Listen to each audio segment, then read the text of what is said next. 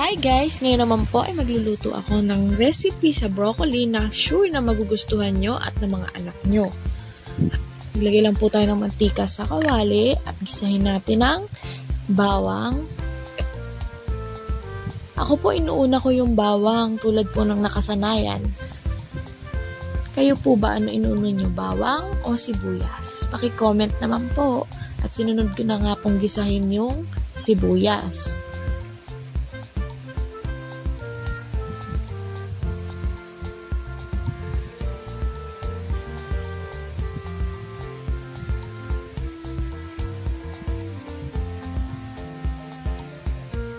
Pag po translucent na yung sibuyas, pwede na po natin ilagay yung 1/4 na pork giniling.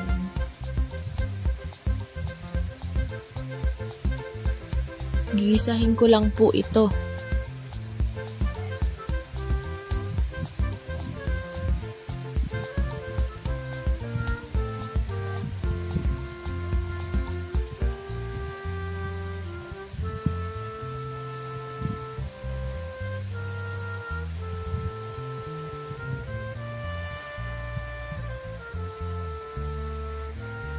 Hinalo-halo ko lang po siya habang ginigisa. Pagkatapos po, tinakpan ko po muna.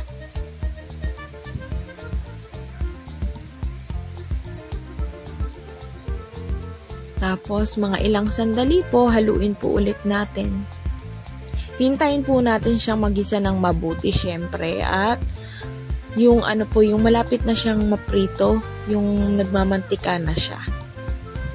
Ganun po yung gusto nating mangyari.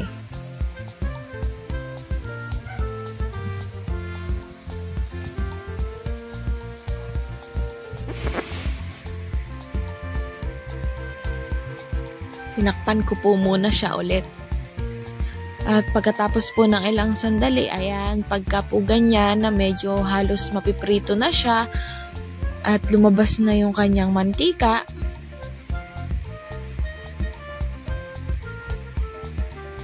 pwede na po natin ilagay ang mga sangkap nating gulay tulad ng sayote at ang main na ingredient nito na broccoli.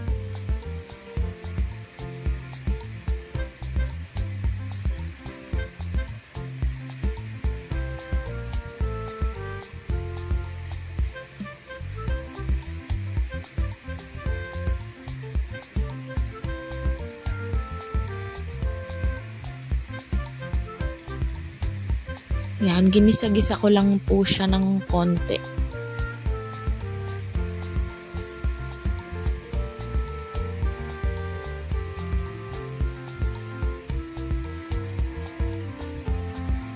After po yan, nilagyan ko po siya ng mga isang basong tubig. Sapat lang po para mapalambot yung sayote. Tatakpan ko po muna. Tapos, check po natin kung malambot na ba yung sayote. Ayan. As you can see, hindi pa po siya malambot. Hinalo ko po siya at tatakpan ko po muna ulit.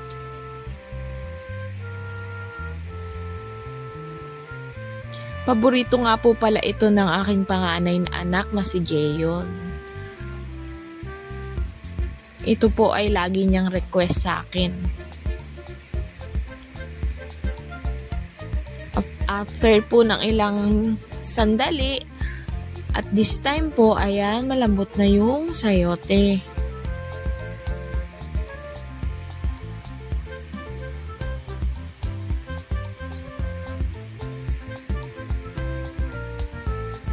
Lalagyan ko na rin po ito ng oyster sauce.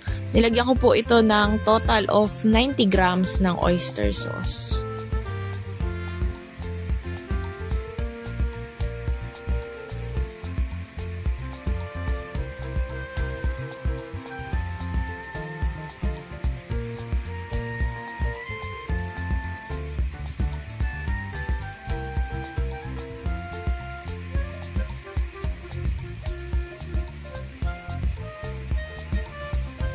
At habang naglalagay po tayo ng oyster sauce, shout out time po muna tayo kay SimplyFern42, yummy daw ang sabi niya, at si Alden Manlangit 7636, ang sarap daw nito. Maraming salamat po sa inyong panonood at sana po ay mag-subscribe kayo. Salamat po. Haluin ko lang po ito at lulutuin pa po ng mga 1 minuto.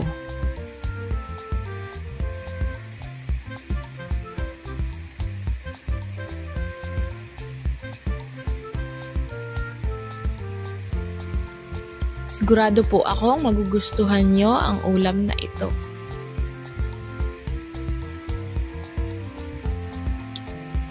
Mas murang version po siya ng beef broccoli. Ayan, nilagyan ko rin po ng konting asin at bechin.